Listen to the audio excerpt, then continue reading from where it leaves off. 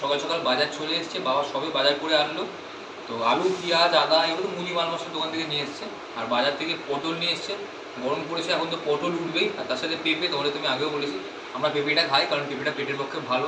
একটা পোস্তর পাতা নিয়ে এসছে, রান্নায় যে লাগে। আর মেন জিনিস তোমাদের দেখাবো আছে একটা, এই যে দেখতে পাচ্ছ, দাঁড়াও তোমাদের প্যাকেট থেকে বের করে, কাছ থেকে বের করে দেবো। দেখো, শুধু একবার দেখো বন্ধুরা, লাল দেখছো তরমুজটা। গরমকালে আমরা প্রত্যেক বছর টানা তরমুজ খাই, আমরা তরমুজ খেতে খুব ভালোবাসি। আর এরকম লাল তরমুজ তো ফ্রিজে রেখে দিলে ঠান্ডা করে খেলে যা লাগে না, পুরো আইসক্রিমের মতো, এত মিষ্টি খেতে। তো প্রত্যেক বছর খাই, আমাদের খুব প্রিয় জিনিস। আর এই বছর প্রথমবার বাবা ঘরে আনলো। তো তোমাদের কেমন লাগলো বাজারটা আছে কমেন্ট করে জানিও। আর তোমরা কারা কারা তরমুজ খেতে ভালোবাসো, গরমকালে প্রচুর তরমুজ খাও, সেটাও জানিও।